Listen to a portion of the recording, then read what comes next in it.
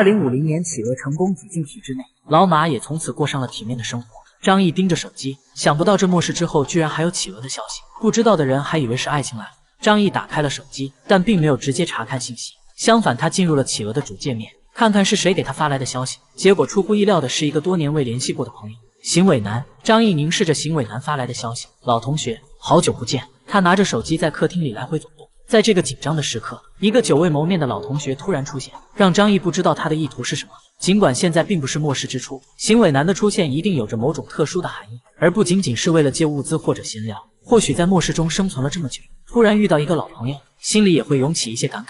经过片刻思考，张毅还是回复了他的消息：还好，你现在怎么样？哈哈哈，果然是你，你还活着呀！邢伟南突然大笑起来，真没想到你竟然变得这么厉害。不过我也不差，现在我呀成了天海市最大钢铁厂的厂长。怎么样，老同学，我混得还不错吧？邢伟南的字里行间透露着一种无法言喻的兴奋，仿佛他发现了一个新大陆。但是张毅看到他的话后，突然感觉有些不对劲。天海市最大的钢铁厂不是青浦钢铁厂吗？难道邢伟南成了那里的厂长？他的瞳孔收缩，目光如同剑锋一般锐利。你现在是青浦基地的老大，打字太麻烦了。你知道我文化水平不高，我们用语音聊吧。说完，邢伟南的语音通话请求就传了过来。张毅的剑眉顿时竖了起来。他和青浦基地没有任何接触，更别说有什么恩怨了。邢伟南竟然是青浦基地的老大，他接触自己又有着怎样的目的？无论如何，只有聊完才能弄清楚。张毅坐在沙发上，伸手按下了绿色的通话按钮。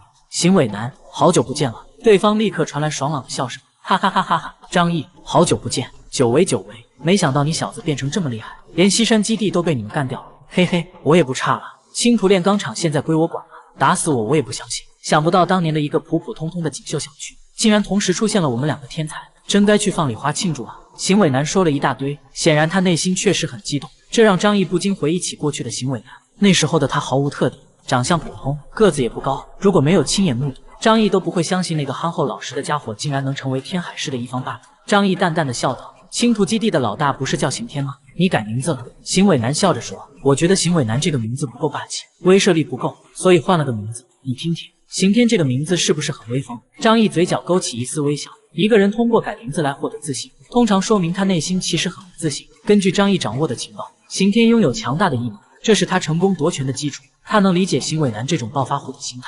说说吧，突然联系上我，你有什么想聊的？张毅的态度让电话那头的刑天停顿了一下声音。刑天笑了笑，我本来还想和你好好聊聊就是了。你看那时候我在学校混得也不怎么样，不像你，人长得帅，说话又好听，又受女孩子欢迎，成绩又好。说到这，他叹了口气，感慨道：哎，谁能想到我也会有这么一天飞黄腾达？你说是不是啊，老同学？张毅微笑着，他并不在意刑天的态度。穷人突然变富的时候，往往都会有这种心态。张毅并没有揭穿对方的意图，而是委婉地问道：我们以后再聊就是不迟。你找我今天肯定不只是为了这个吧？刑天在电话那头挑了挑眉毛，表示他很好奇。但张毅的态度并没有满足刑天，他希望听到张毅震惊的声音，比如：哇塞，刑天哥哥666啊，居然成了青浦炼钢厂的厂长，请收下我的膝盖。或者，我怎么没看出来？当初在我们班时你还没什么能耐，怎么一下子就成功了？真是士别三日，当刮目相看。尽管张毅没有达到他的期望，但也没有说什么让他不开心的话。虽然张毅在老同学面前装作无所谓，但刑天的心情依旧很愉快。那好吧，我们来谈谈正事。刑天掏了掏耳朵，语气也变得严肃起来。张毅，你之前不是把阳盛基地和朝雨基地的人都干掉了？现在他们决定报复你，而且不仅仅是他们两家出手，为了确保安全，他们还召集了我和败雪教的人。如果我们4家一起对你发动进攻，那你可就惨了。张毅眼中闪过一丝锐利的光芒。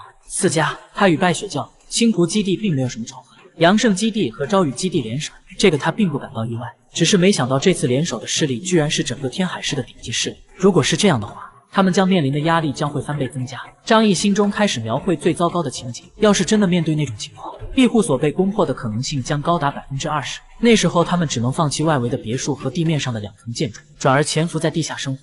夸张吗？并不夸张。即便4家联手，也不能简单的认为他们的攻击能力增加了4倍。就连拥有庞大弹药库的西山基地，当初也没有能摧毁庇护所地上的2层建筑。这4家势力所拥有的炸药数量，即使加起来也未必比西山基地多。张毅平静地问道：那么你这次来找我是要宣战吗？刑天嗤笑一声：老同学，现在已经是什么年代，哪还有宣战的说法？如果我真想和他们过去打你，肯定会给你一个措手不及。这次找你，一方面是想与你叙旧，另一方面是出于过去的情谊来和你谈谈。电话那头，刑天脸上露出一丝温情。他回忆起当年的求学时光，他成绩不好，也没有女生缘，在众多同学中默默无闻，但张毅从没嫌弃过他，还帮他解释过做题思路。现在他已经成功了，也想帮助一下老同学，展示自己的成就。张毅问道：“你有什么打算？说来听听。我们青浦基地与你并无恩怨，我可以选择不参与这场战斗，但是你必须给出足够的条件。青浦基地并不好战，那里的工人都喜欢过平稳的生活，目前他们的日子过得不错，而战争意味着有人会死去，这是他们不愿面对的。热血沸腾的工人们并不害怕牺牲，却不想毫无价值的丧命。因此，刑天联系上了张毅。如果能够在不流血、不损失任何兄弟的情况下得到利益，那将是最理想的选择。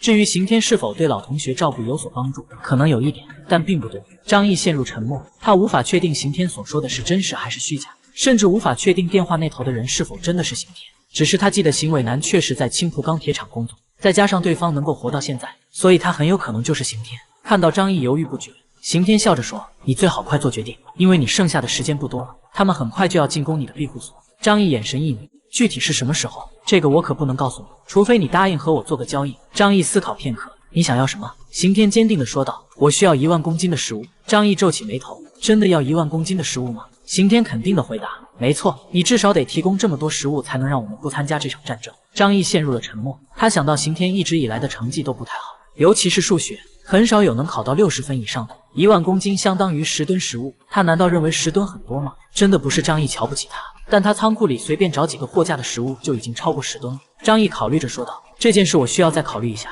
你要的食物太多了，给我点时间。”刑天答应说：“好，那我给你1天的时间，明天中午之前给我答复。老同学，最好答应我，否则的话，我真的不愿意在战场上和你见面。”“我明白，那就这么说定了。”张毅和刑天结束了通话，他舒服地靠在柔软的沙发上，头顶的水晶灯散发着温暖柔和的黄色光芒，把他笼罩在其中。张毅慢慢把双手放在脑后，对我来说10吨的食物并不算多，可以把从西山基地取回来的罐头给他，还有之前王思明仓库里剩下的一堆罐头食品，那些真的很重，里面还有好多汤汤水水的东西，凑个10吨一点都不难。只是我能相信他吗？张毅觉得物资的问题很容易解决，他甚至不需要动用自己仓库里珍贵的东西，如果不是外面可能存在危险，他随时可以带上徐胖子一起去深埋在雪地里的超市挖掘和搬运食物。但是张毅不想白费力气，他和刑天多年未见，而人总是会发生变化的。我可以同意这件事，但是只能先支付一部分定金，等战斗结束后，如果青浦基地表现得让我满意，我再支付剩下的款项。张毅在心里思考好了对策。与刑天的通话是个意外，但是这个意外给了张毅非常重要的信息：庇护所可能会面临天海市最大的4个势力联手进攻。第二，他们的进攻将很快进行。对于庇护所的防御能力，张毅还是相当有自信的。这4家势力没有像陈锡年那样的人，他们也无法使用大量钻地导弹摧毁庇护所地下3层核心空间，而且他们与张毅之间的矛盾并不深，还没到敌对的地步。一旦他们发现投入与收获不成正比，就会选择放弃进攻，做好最坏的准备，然后打一场最狠的仗，震慑住整个天海市所有势力，才能换来和平。张毅整理好了思路，他决定与青浦基地合作。如果能减少一个强大势力作为敌人，庇护所守住的可能性将大大增加。随后，张毅立即召集所有人开会，准备迎接敌人的到来。